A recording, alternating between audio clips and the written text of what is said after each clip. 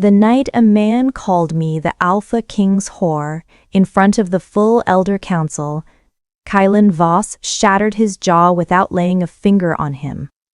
One word, a single dominance command carrying 11 months of caged fury. And when it hit Lord Morn's chief advisor, the man's jawbone cracked like dry timber. He dropped to white marble in front of 300 wolves, and the sound his face made against stone was the second loudest thing in that chamber. The loudest was the silence that followed. But that moment, the blood on marble, the broken man, the absolute stillness of a room watching its alpha prove exactly why no one should have tested him, came later. Let me start with the morning I woke up alone in the most dangerous bedroom on the continent, and the discovery that being the only woman who could calm the monster had turned me into the most valuable prisoner in the Ravencrest Dominion. Here's what you need to understand, because the politics matter more than any love story. My name is Brielle Thane.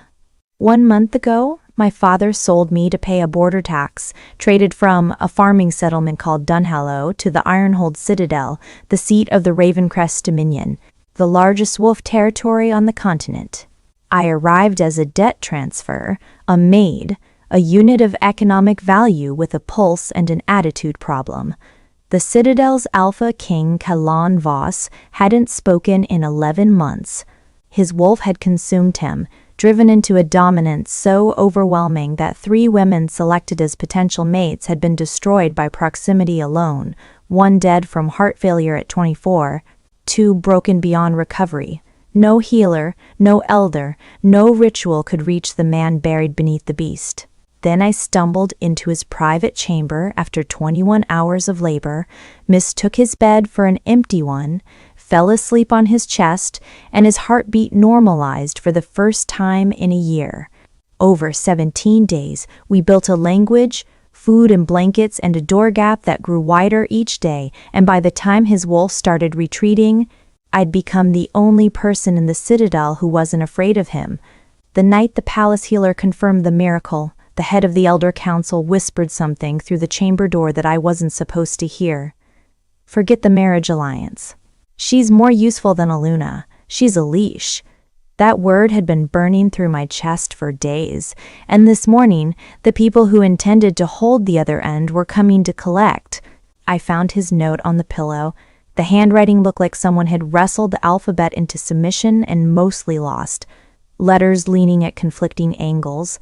Too much pressure on the C of his initial, as though the pen had been gripped by someone whose fine motor skills were still rebooting after 11 months of claws. Counsel. Took me. Rorik at door. Then, pressed harder on a separate line, don't trust. 2 words. No object, no qualifier.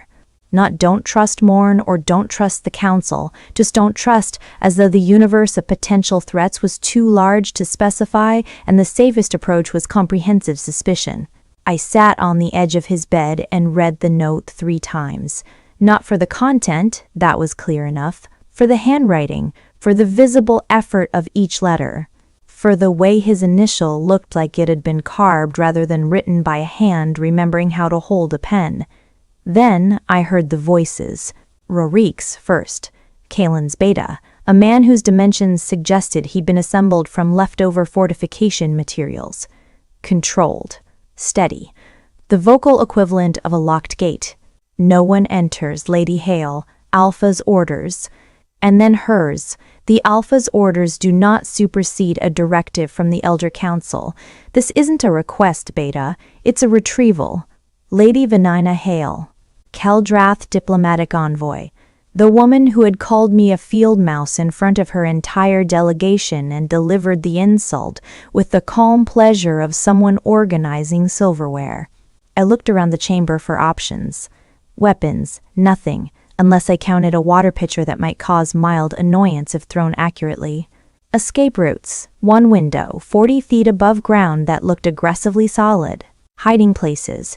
Under the bed seemed both undignified and structurally insufficient, given that the bed frame had been replaced 4 times this month and offered the concealment capacity of a crouching position behind a wishful thought.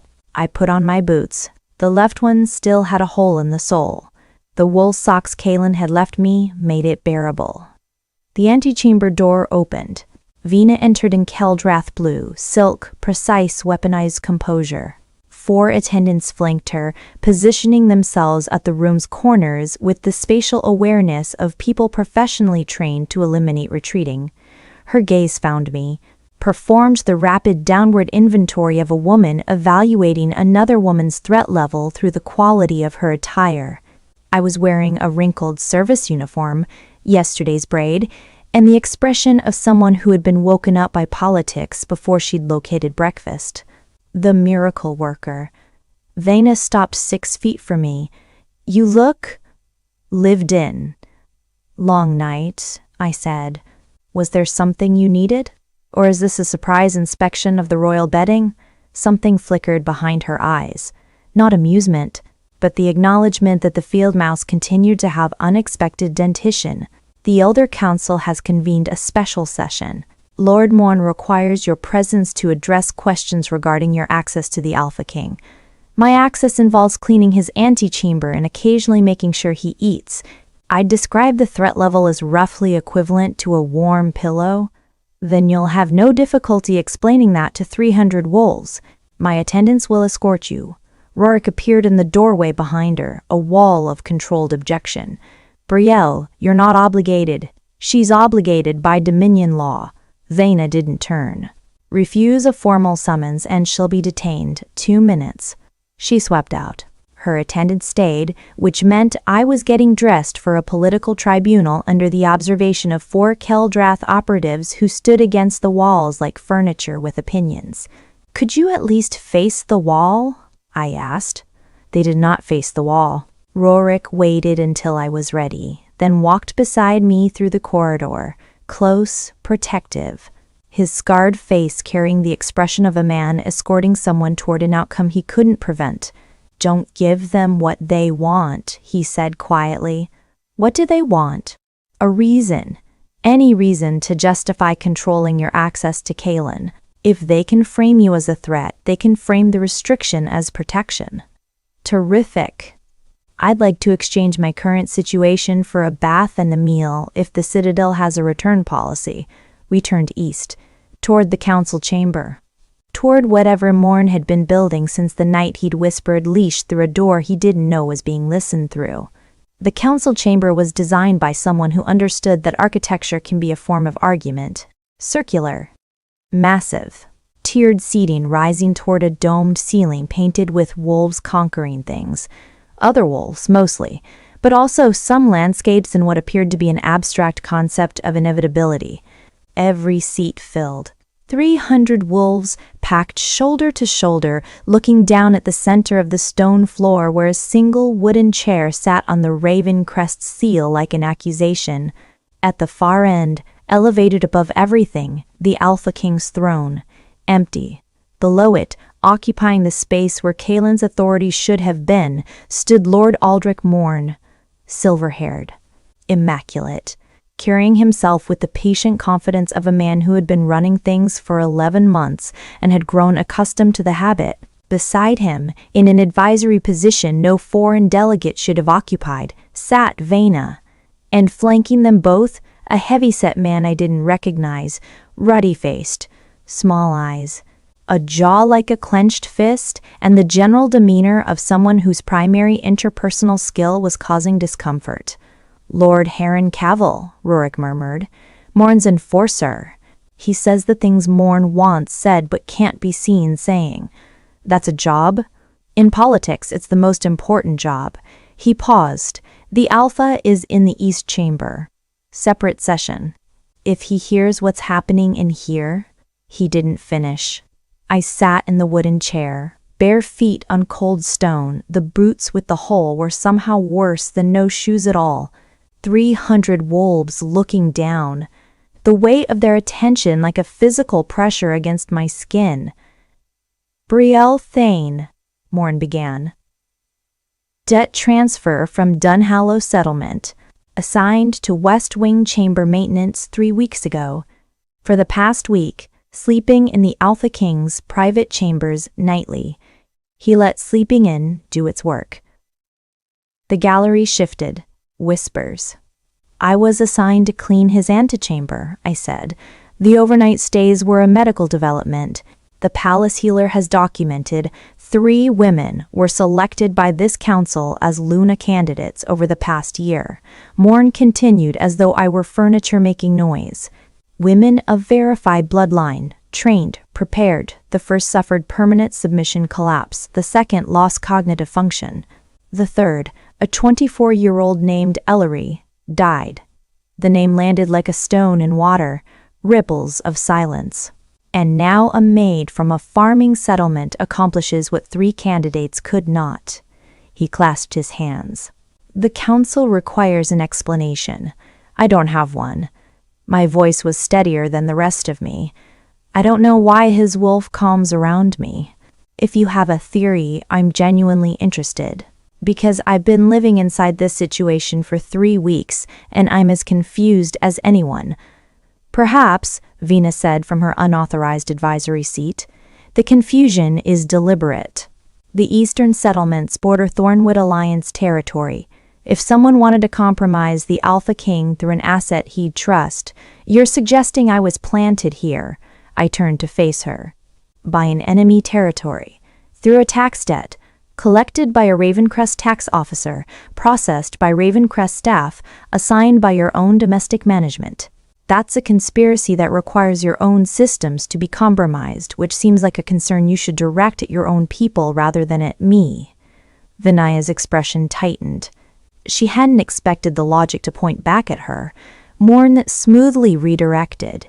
The council proposes formal verification. Oh, let's stop the performance. Cavil. Rising from his seat like something geological and equally subtle.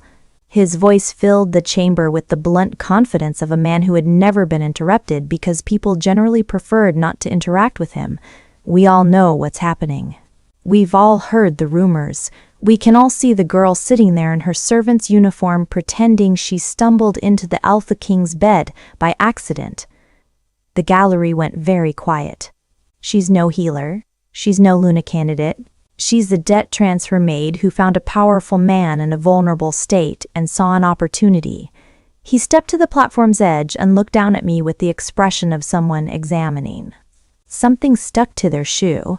She's the Alpha King's whore. And this council is sitting here treating a common bedwarmer like she's a medical marvel, when every wolf in this room knows exactly what service she's providing and exactly why the Alpha's mood has improved. The word hit the chamber like a hand across a face. 300 wolves heard it. I sat in that chair and felt the word try to define me, reduce everything between Kaylin and me to the crudest possible interpretation. The blanket, the socks, the wild flower, the broken voice saying my name for the first time, all of it compressed into a single ugly syllable by a man who had never once been on the receiving end of the contempt he dealt. I opened my mouth. I had a response ready, something sharp, something that would cut back. I was good at cutting back. It was practically a professional skill at this point. I never delivered it. The chamber doors broke, not opened, not pushed. The hinges gave first iron screaming against stone, and then the oak split along the center plank with a sound like a tree falling. Both doors crashed inward, sending the nearest gallery occupants scrambling. Kaylin stood in the wreckage, breathing like he'd been running. Dark shirt, military trousers, no shoes. As though he'd abandoned the East Chamber session mid-sentence because something had pulled him here faster than preparation allowed. His hands were fisted, his jaw set, and his eyes blazed with a focused, directed fury that made the torchlight seem dim by comparison. He'd heard.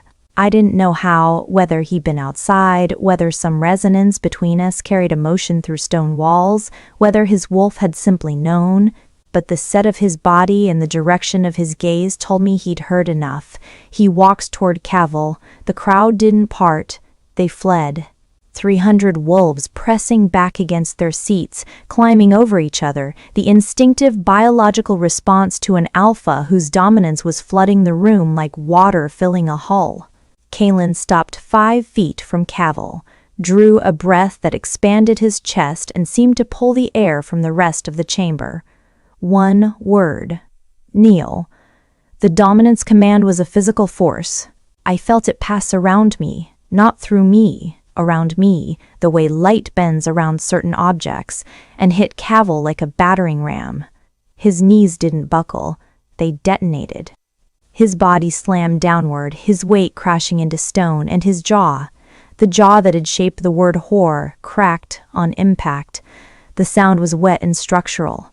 A bone breaking where bone was not designed to break. Cavil collapsed sideways, blood pooling beneath his face, a moan escaping through teeth that no longer aligned.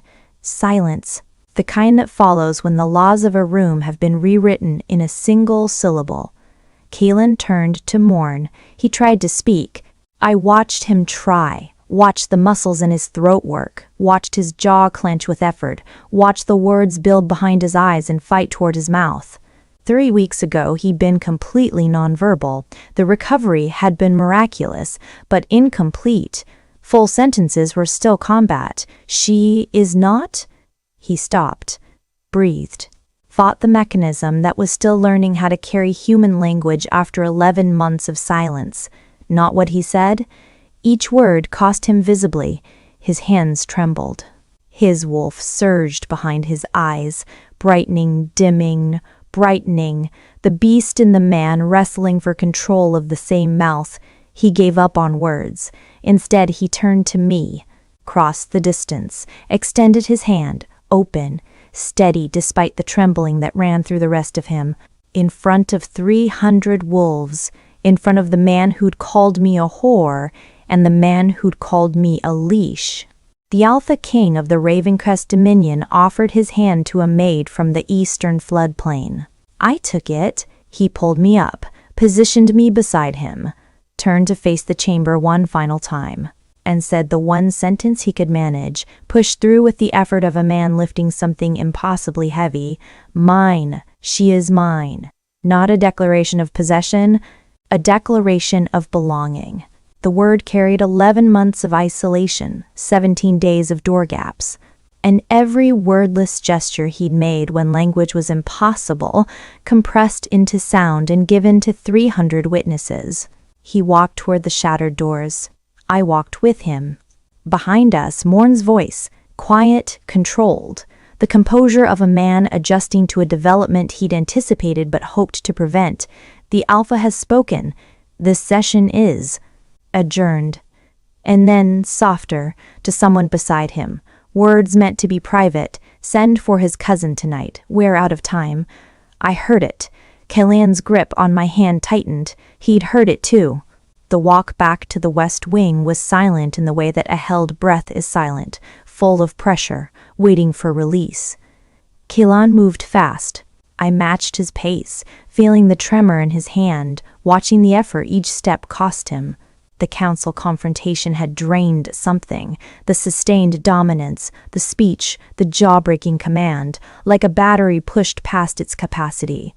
We reached his chamber, the door closed, and he stood with his back against it, eyes shut, breathing through his nose in long, controlled pulls. I waited. After a long moment, his eyes opened. The burning intensity had dimmed. Amber bled through at the edges. The man surfacing, the wolf yielding like a guard dog being reluctantly persuaded to lie down. He looked at me with an expression that contained approximately 17 things I couldn't fully read, and one thing I could. Exhaustion. Sit down, I said, before you fall down. He sat, on the edge of the bed, heavily, the way large things settle when they've been carrying too much for too long. I retrieved the water pitcher, the potential weapon I'd evaluated earlier, and poured him a glass. He drank. I watched the trembling in his hands gradually subside. You broke a man's jaw with a word, I said. I want you to know that while I don't condone violence, I found it extremely satisfying. A sound, not a word. That low rumble from deep in his chest, the one I'd learned to read over 17 days of gap communication. This particular variation was the wolf equivalent of, I'm not sorry.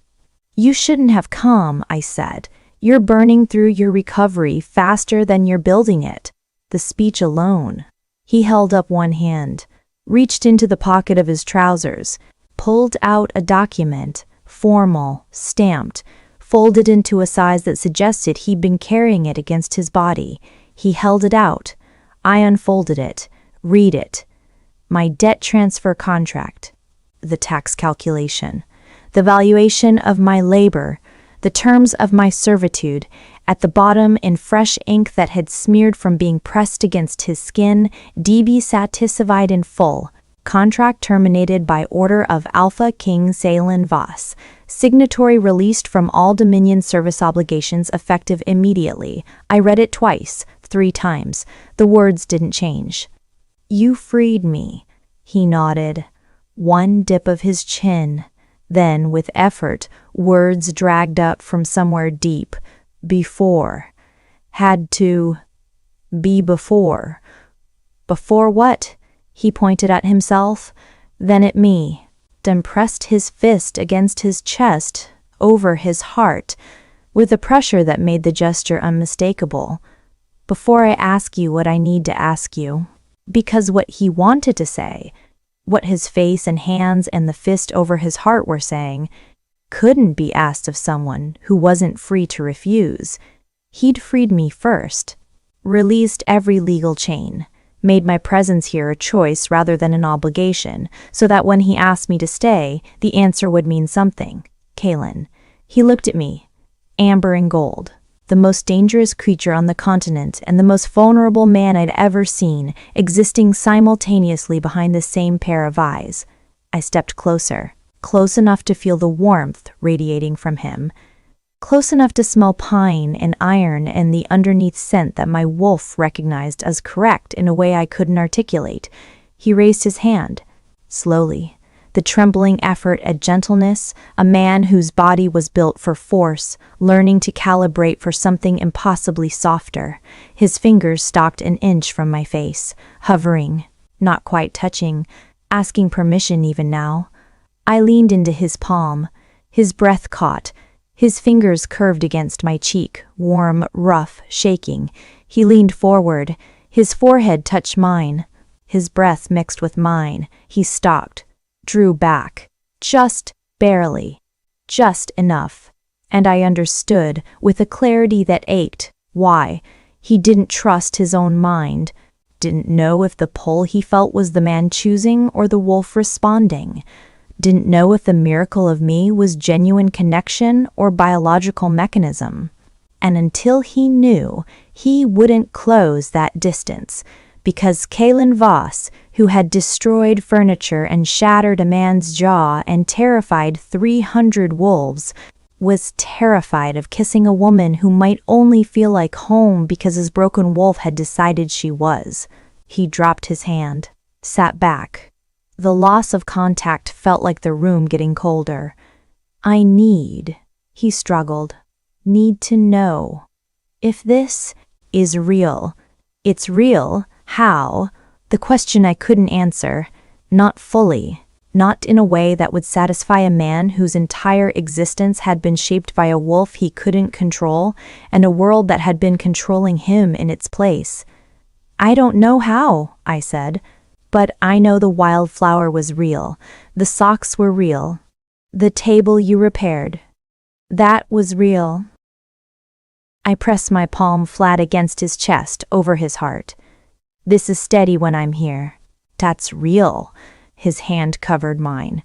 Held it there, against the heartbeat that had been the first honest sound I'd heard in the Ironhold Citadel. The moment held, balanced on the edge of something. Then the door opened, and the edge crumbled. Rorek entered with the face of a man delivering a weather report for the apocalypse. Morn has invoked the incapacity provision. He's filed a formal challenge for the throne. I felt Salen go rigid beside me, his hand tightened over mine, still pressed against his chest, and I felt his heart rate spike beneath my palm. He can't challenge directly, I said. He's not an alpha. He's not the challenger. Rorek's voice was tight, Tynan Voss, Kalan's cousin, commander of the Northern Border Campaign. Returned to the Citadel 3 days ago. Morn's been keeping him hidden. Kalen's breathing changed, deeper. The wolf pressing forward. When? The word came out rough. Dawn. Tomorrow. Morn pushed for immediate adjudication. Can he? I started. When? Rorik looked at me with the honesty of a man who knew that comfort would be more dangerous than truth. Tynan is strong, well-trained. His wolf is balanced, undamaged. He's been fighting border campaigns while Kalan has been. He gestured at the chamber, at the scarred floor, at the evidence of a year spent at war with himself. In a straight contest, the odds are not in our favor. Kalan stood. The movement was abrupt, the wolf surging, the man wrestling it back. He crossed to the window, pressed both hands flat against the stone frame. I could see the tremor running through him. The effort of maintaining integration was draining reserves that weren't fully rebuilt. The council confrontation had cost him. The jaw-breaking command had cost him. And now, this. 12 hours, I said. What can we do in 12 hours? Nothing that changes the fundamentals. Rorik crossed his arms. Challenge protocols are absolute. No weapons, no interference. Combat until submission or death. Then we use what we have. I looked at Selen's back, at the hands pressed against stone. I'll be there. At the arena. As close as the protocols allow. She can stand at the ring edge, Rorik said slowly, as his chosen witness. Nothing in the protocols forbids it. Will it help? Kalan turned from the window. His eyes met mine, and in them I saw something that might have been enough. Hope. He nodded. Then we have 12 hours, I said, and I'd like to spend at least 2 of them making sure you eat something, because I refuse to let the fate of the Raven Crest Dominion be decided by a man running on adrenaline and the remnants of honeycomb from 3 days ago. The rumble. Low, the specific variation I'd catalogued as reluctant agreement. I went to find food because when everything else is falling apart, the most defiant act of hope available is making sure someone eats dinner. I couldn't sleep that night. Kalan managed it, lying beside me, his breathing deep and steady, his hand resting on my hip. My presence was the anchor, the reason the beast retreated far enough for the man to close his eyes. I lay awake and stared at the ceiling and thought about blood. Not the kind spilled in arena challenges, the kind that runs through veins and carries the invisible architecture of who we are. The kind that determines whether a wolf's dominant signal bounces off you or buries you. At 2 a.m, I slipped from Kalan's hold. His arm tightened briefly, his wolf registering the absence even in sleep, before relaxing, and went to the antechamber. Tessa was sitting on the floor behind the door, red hair loose, kitchen apron over night clothes. She'd used the service tunnels, the narrow maintenance corridors running behind the Citadel's walls. How she'd gotten past the tunnel watch was a question I suspected involved either bribery, charm, or the specific kind of social debt that Tessa collected and deployed like a personal currency. Don't ask about the tunnels, she whispered. The guard owed me a favor and I'm not above collecting. Tessa, listen. Her face was stripped of its usual warmth. What remained was urgent. Afraid. 2 days ago, Morn's personal secretary came to the kitchens asking about your intake paperwork, not your work assignment, your bloodline. My stomach dropped. What about my bloodline? Your file has a notation I've never seen on any transfer's paperwork, a bloodline flag. Someone in the processing office flagged your file the day you arrived and sent a copy directly to Morn's office. She pulled a folded paper from her apron. I went to the intake archives after the secretary left. I took the paper, unfolded it, a letter addressed to the Citadel's processing office, dated 1 month ago, the day I arrived, regarding intake, Number 4471, Brielle Thane, Dunhallow Settlement, flag for Elder Council review, potential Ashenmore bloodline indicator. Do not process through standard channels. Restrict to domestic assignment pending evaluation. Alert Lord Morn's office immediately upon confirmation. Note: Eastern Intelligence reports Thornwood Alliance agents seeking Ashenmore survivors in border settlements. Accelerate transfer before Thornwood intercepts.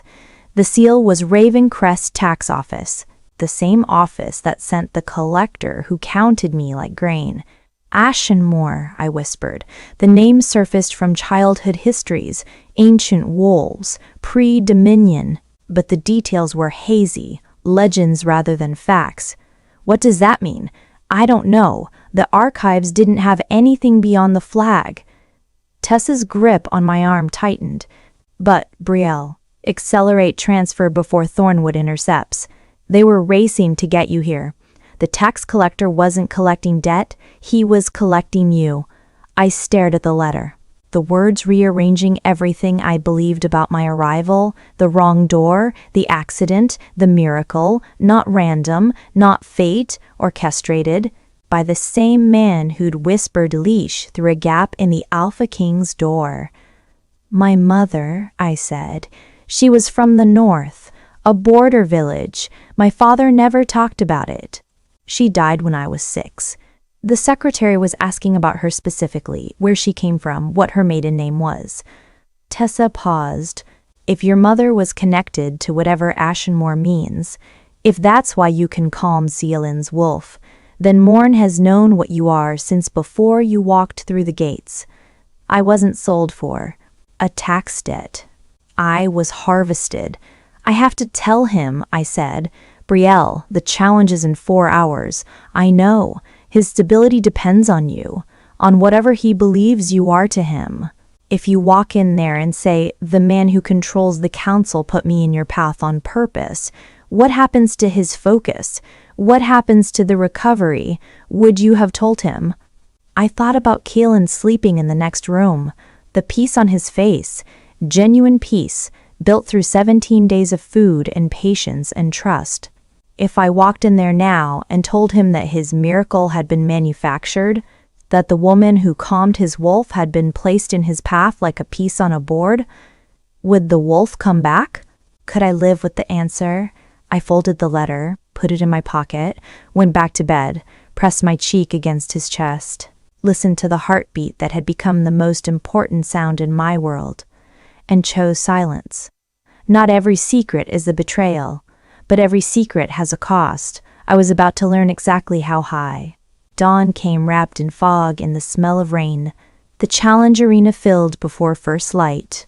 300 wolves in tiered stone seating around ancient standing stones that predated the citadel by centuries. Torches burning through the mist, the charged energy of a crowd that had come to watch history decided through violence. I stood at the ring edge, Rorik beside me. Across the arena, Morn on the council platform, Vina at his flank. Their confidence was visible, the relaxed posture of gamblers who'd already counted their winnings. At the center, Kaelan and Tynan Voss faced each other across 20 feet of ancient stone. Tynan looked like a photograph of the man Kaelan might have been. Same dark hair, same powerful build, same lupine intensity. But where Kaelan carried the evidence of a year's internal warfare, the gauntness, the rawness, the visible seams of a man rebuilt from wreckage, Tynan was whole, balanced. A wolf who'd never lost a fight with his own beast because his beast had never declared war. Kaelan had touched my face before entering the ring, 2 fingers against my cheekbone, no words, just contact, and a look that said, watch me more clearly than language ever could, the challenge master. Brennan, grizzled, ancient, profoundly unhappy about all of this, raised his staff. Formal challenge. Challenger Tynan Voss. Defender Alpha King Kaelan Voss. Combat until submission or death. No interference. Begin. They circled. Wolves surfacing. Partial shifts, claws, and canines, the hybrid combat state. Testing distance. measuring each other with the patience of predators who knew that the first mistake would determine everything. Tynan moved first. Feint left, strike right, clean, military, disciplined. Callan blocked, countered. They exchanged 3 blows in rapid sequence, neither giving ground. Then Tynan accelerated, a combination, ribs, throat, knee, faster than my eyes could track. Callan blocked the first 2. The knee strike connected. I heard the impact in my own bones. His leg buckled. Tynan pressed, claws scoring across Callan's forearm, blood on the stone. The crowd surged. My hands gripped the railing until the stone cut into my palms. Tynan drove forward again. Another combination. Callan blocked 1, absorbed 2.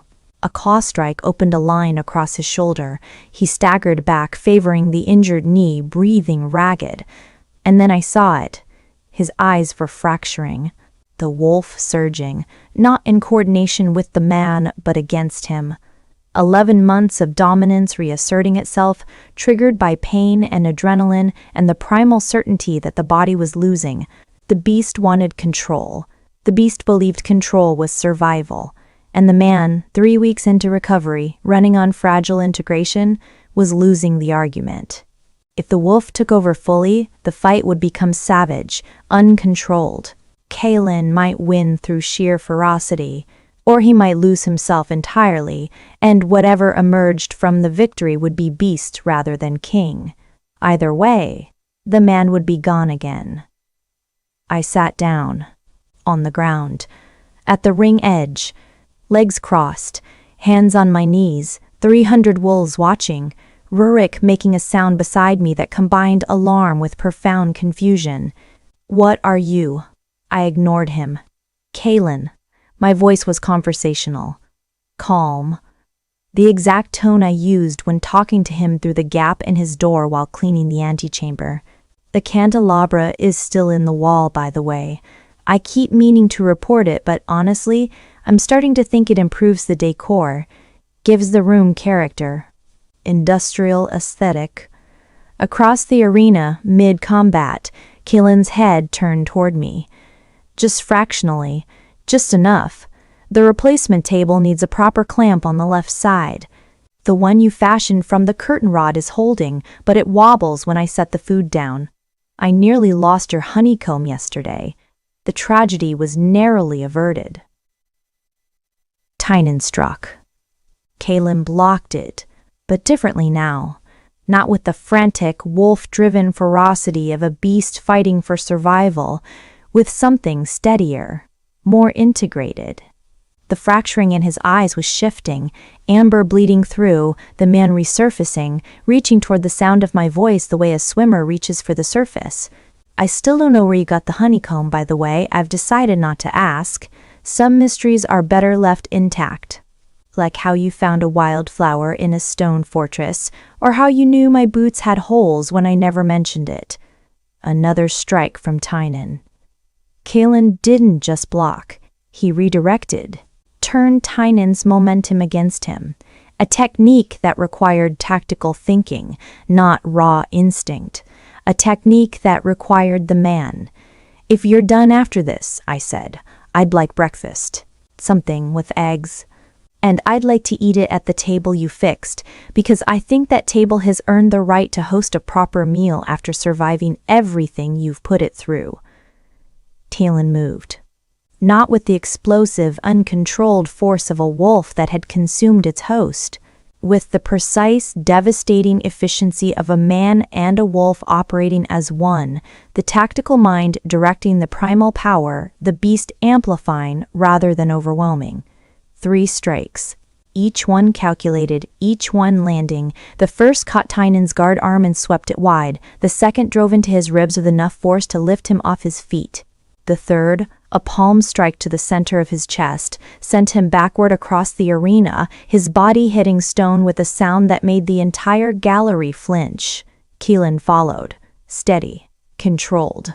He pinned Tynan with one knee on his chest and one hand at his throat, and his eyes, balanced, integrated, looked down at his cousin without rage. "Yield." Tynan stared up at the cousin he'd been told was broken, blood from a split lip, chest heaving. Recognition reshaping his expression, the reassessment of a man discovering that the intelligence he'd been given was deliberately, catastrophically wrong. "You're not what they said," Tynan managed. "Yield. I was told you were gone. That the wolf had won. Yield, Tynan. I don't want to hurt you." He closed his eyes. Exhaled. "I yield." The arena erupted, 300 wolves on their feet, shouting, howling, the raw celebration of a pack watching its alpha survive. Brennan slammed his staff against stone, formal declaration of victory. Kalen rose, extended his hand to Tynan, pulled his cousin to his feet. "You fought well," Kylan said. 2 words, 3, each one earned. "You fought better." Tynan wiped blood from his mouth. His gaze shifted to me, still sitting on the ground, cross-legged, as though I'd been having a pleasant conversation in a garden rather than talking someone through a mortal combat. And whoever that woman is, the one who sat down during an alpha challenge and started discussing furniture repairs, his expression wavered between bewilderment and something approaching awe. She's completely insane, and she might be the most effective weapon I've ever witnessed. She's not a weapon. Kayleen's gaze found mine across the arena. "She's a wildflower." Rourke made a sound that might have been a cough or might have been the beta equivalent of crying. He was facing the wall. I sat on the ground with tears streaming down my face and a letter in my pocket that was about to destroy everything I'd just saved. But for this moment, the space between the victory and the truth, I let myself feel the impossible joy of watching a man I was falling for win the fight of his life, because I'd talked to him about table repairs and honeycomb. Some things are too beautiful to share with reason. You hold them, brief and whole. Before the world takes them back, Morn was arrested as the arena emptied. He didn't fight, simply stood on the council platform while guards bound his wrists with the composed dignity of a man who had contingency plans for his contingency plans. As they led him past me, he stopped. The guards allowed it. A mistake, or perhaps curiosity about what the fallen elder would say to the woman who dismantled his plans by falling asleep. "You don't know what you are," he said quietly, almost gently, but they do. The ones who've been hunting your bloodline for 30 years. The ones who burned the Ashenwar to ashes. My blood turned to ice. They knew your mother escaped. They knew she had a child. And now you've made yourself visible, attached yourself to the most prominent alpha on the continent. He smiled. The calm, certain smile of a man who has lost the battle and knows the war is just beginning. "I was going to protect you by controlling you. They won't be as generous." He stepped closer, close enough for his words to reach only me. "And girl, ask your alpha about his father's death, the hunting accident. Ask him who the old king was protecting when he died." The guards pulled him forward. He disappeared down the corridor, and the letter in my pocket pulsed like a wound. I told him that evening, not strategically, not with the careful timing Tessa had begged for. In the West Wing chamber, with light fading through windows that had been shuttered for 11 months, while Kaylin sat on the bed and Margrethe bandaged the claw wounds on his arm, I stood in the center of the room and said, "There's something I have to tell you, and I need you to hear all of it before you respond." He looked up, the amber in his eyes, warm, present, the man ascendant, focused on my face with the complete attention that I'd come to recognize as his way of compensating for lost language. He didn't just listen with his ears, he listened with his whole body. I told him about the archive letter, the bloodline flag, the Ashenmore notation, the fact that Morn had arranged my transfer, that the tax collector hadn't been collecting debt, he'd been collecting me. I told him the miracle wasn't random, that whatever existed between us might have been engineered. And I told him I'd known since last night, since before the challenge, since before he'd almost kissed me and stopped because he needed to know if what he felt was real. When I finished, the chamber was silent. Margaret's hands had stopped mid-bandage. Rurik, in the doorway, had gone very still. Kayleen sat on the bed and looked at me. The amber in his eyes dimmed. Gold bled forward, not fully, not the complete takeover, but enough. A tide rising, you knew. His voice was careful, each word placed with the precision of a man building something fragile.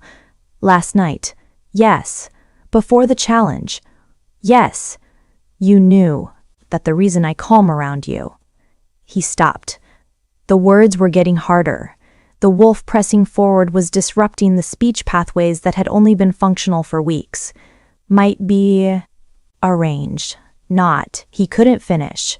The word he meant was real, or chosen, or whatever word describes the thing that grows between two people through food and furniture and 3-inch gaps. Not real, he finished, and those two words broke something in the room. It is real, I said. Whatever Morn did, he didn't make you leave me socks. He didn't make you repair a table. He didn't, how do I know? He stood. The movement was sharp, uncontrolled. Every moment, everything I felt happened while you were here. While whatever your blood does was, he pressed his palms against his eyes. How do I separate what I chose from what you made me feel? I didn't make you, you don't now that. The roar shook the room, not a dominance command, just volume, just pain. Forced through a throat that had been silent for 11 months and was now channeling everything the inadequate words couldn't carry. The gold flooded his eyes, full, bright. The man retreating behind the beast like a door slamming shut. I watched it happen. Watched 3 weeks of slow, careful recovery, built through food and patience and trust, fracture along the fault lines I'd created with 3 sentences of truth. Kaylin, go. 1 word, but not like stay. Not like the first word he'd spoken, chosen, meant. This one was expelled, defensive. The sound of a door being forced shut. Kaylin, please, go. The second time was the wolf. I could hear the difference, the vibration beneath the syllable, the depth that human vocal cords shouldn't produce. Margaret caught my arm. Brielle, we need to leave. His vitals, heart rate spiking, dominance signature escalating. Her voice was clinical, but her eyes were devastated. He's destabilizing. Your presence is confusing the wolf. It's trying to calm, but his conscious mind is rejecting the calm because he doesn't trust the source. She swallowed. He needs time. Without you. I looked at him, the man who had clawed his way back from a beast, word by word, gesture by gesture. Standing in his chamber with burning eyes and clenched fists, the recovery crumbling because I'd handed him a truth his healing couldn't hold. I walked out. The door closed between us, and from inside the chamber I heard the sound of furniture breaking, the table.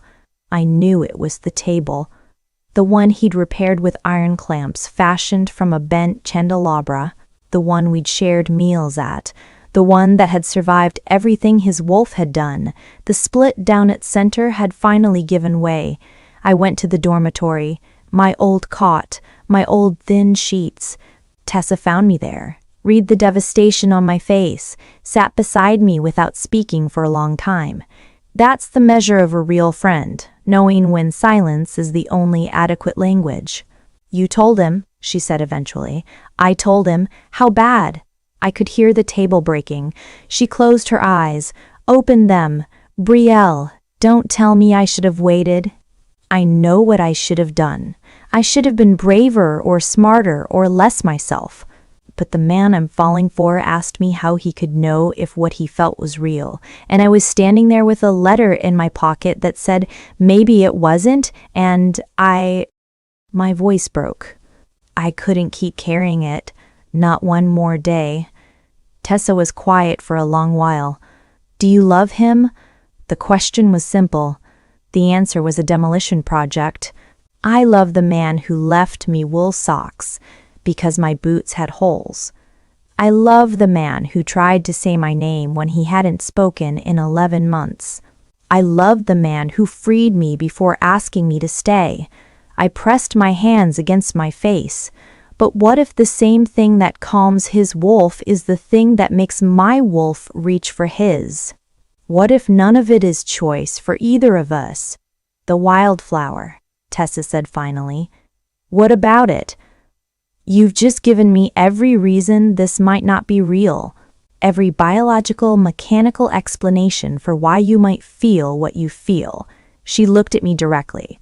None of them explain a wildflower.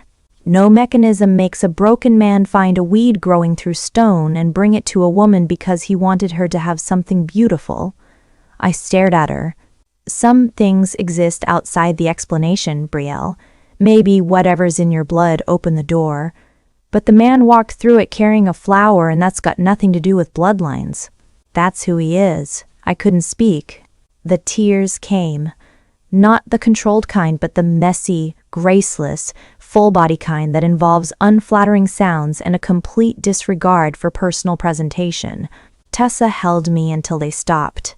Then she left, and I was alone with the thin blanket and the absence of a heartbeat I'd grown accustomed to hearing. Not every truth heals.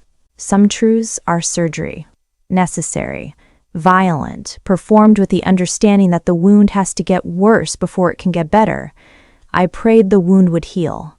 I woke at dawn to find something outside the dormitory door, a pair of wool socks, new ones, heavy, lined with the same careful stitching as the pair he'd given me weeks ago, the pair that had worn thin from walking stone corridors in boots with holes.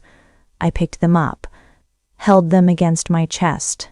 He'd sent me away. His wolf was resurging. His recovery was fracturing. His trust in everything between us shattered by the truth I delivered. He was alone in a wrecked chamber with the beast clawing back to the surface, and he'd still made sure my feet were warm. Some love is just a weed growing due stone. Impossible. Stubborn. Refusing to die. Rorik came to the dormitory an hour later. His expression was unreadable. The Alpha is asking for you. My heart seized. Asking or ordering? Asking. Rorik paused. He was up all night, pacing. Margaret says his vitals destabilized around 3 heart rate spiking, dominance fluctuating. She wanted to sedate him. Did she? He wouldn't allow it. He said Rorik's scarred face showed something I hadn't seen before. Emotion, barely controlled. He said the only thing that helps is her, and he needs to know if that's enough. I went. The West Wing corridor. The antechamber. The antechamber was destroyed. Table overturned. The repaired split had finally given. The two halves separated. The iron clamps scattered across the floor. Chairs shattered. Claw marks scoring the stone again. Exactly like the first morning I'd walked in here, 3 weeks and a lifetime ago. But the inner door was open, 3 inches. I stopped at the gap, listened, breathing, deep, slow. The resonant vibration I'd felt in my sternum the very first time I'd stood here. The sound of a large predator behind a door that was barely open. Full circle. Back to the beginning. As if everything between then and now had been a dream, and I was a maid again, standing in a wrecked room, deciding whether to walk through a gap that could cost me everything. Except it wasn't a beginning, because this time I knew his name, knew the sound of his heartbeat, knew what his hand felt like against my cheek, knew that somewhere behind the burning eyes and the broken furniture, a man had made sure I had warm socks this morning. I sat down on the antechamber floor, cross-legged, just like the arena, and I started talking. The table broke again, I said through the gap. I'm not surprised. That repair was ambitious from the start. Using a bent candelabra for clamps is the kind of engineering that works until it doesn't, and I think we've officially reached the doesn't. I paused. I'll probably need a new candelabra too. The wall one was growing on me, very avant-garde. Silence, breathing. There's something I didn't tell you yesterday.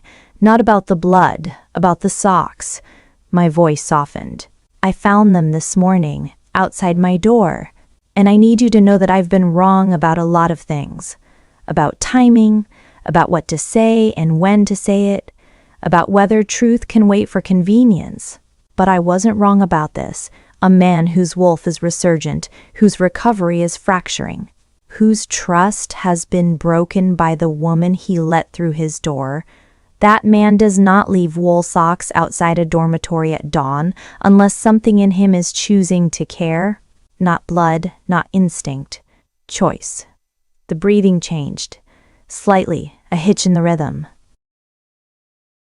My mother might have been something called Ashenmore. I don't fully know what that means. I'm going to find out. And whatever the answer is, whether my blood is the reason your wolf calms, whether everything between us started because of something I carry without understanding, I need you to know this. I pressed my forehead against the cold oak of the door. You found a wildflower growing through a crack in a stone wall, and you brought it to me, not because my blood told you to, because you saw something surviving in an impossible place and you thought of me. That's not biology, Kaylin. That's not a mechanism. That's a man choosing to be kind when the world had given him every reason not to be. Silence, Mong. Heavy with everything that couldn't fit to 3 inches.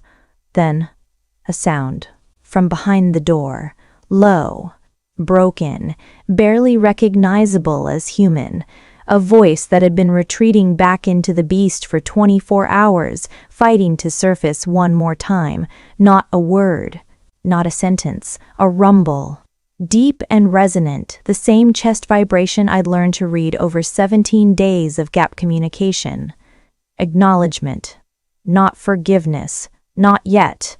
But acknowledgement that I was there. That I'd come back. That the gap was still open and the question was still being asked.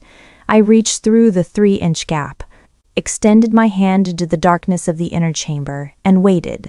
30 seconds. A minute. My arm aching from the angle, my fingers stretched into the unknown, holding the question with everything I had. Then, warmth, his fingertips touching mine.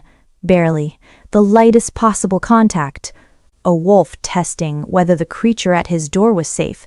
The touch lasted 3 seconds, then it withdrew. But the gap didn't close. I sat there, hand resting on my knee, the warmth of his touch still on my fingertips, the weight of what had just happened and what hadn't, settling into my bones. Then, from behind the door, barely audible, fighting through the beast for every fraction of sound. Socks. A pause. The effort of a man dragging a word through a wolf that wanted silence. Fit? Did the socks fit? The most powerful wolf on the continent, lost inside his beast again. Recovery shattered. Trust broken. The world closing in. And he wanted to know if the socks fit. Yes, I whispered. They fit perfectly. A rumble. Low. That specific variation. Good. I pressed my back against the wall beside the door. Drew my knees up. Let the tears come, without fighting them, without sound, without anything except the quiet, private devastation of a woman who had just been completely undone by a question about footwear. I stayed there, outside his door, on the antechamber floor. I didn't leave. That afternoon, a messenger arrived from the Eastern Territories, mud-spattered, exhausted, riding a horse that continued standing through what appeared to be sheer obligation rather than any remaining physical capacity. Rorik brought the letter to me. I was still in the antechamber, hadn't left, hadn't moved, except to clean the wreckage around me, sweeping stone, writing what could be righted. The same work I'd done on my first day, the same patience. The letter was from Dunhallow, from my father. The handwriting was afraid. Brielle, they came 3 days after you left. Wolves, I didn't recognize. They tore the house apart looking for your mother's things. They questioned every wolf in the settlement, where you went, what you knew, whether your mother told you anything before she died. They burned the Thornwood settlement last winter. 2 more villages this month. They're moving west. Your mother made me promise never to tell you what she was. She said the knowledge would put you in danger. She said they would come eventually, the ones who destroyed her people, and that the only protection was invisibility. I broke that protection when I let the tax collector take you. I thought I was saving the family. Instead, I handed you to the very people she spent her life hiding from. Your mother's real name wasn't Alara Thane. It was Ashera Vale, last High Mediator of the Ashenmoor Pack. The High Mediators didn't just calm wolves, Brielle. They could suppress, redirect, or amplify the dominance of any alpha. They could end wars by walking onto the battlefield. They were hunted to extinction because someone decided that kind of power was too dangerous to exist.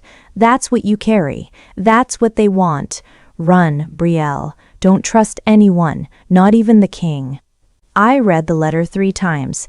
Each reading rearranged the world into a shape I recognized less. High Mediator, not just a calming presence. A power that could reshape the hierarchy of an entire continent. And Morn's final words: ask your alpha about his father's death. The Ashenmoor Purge.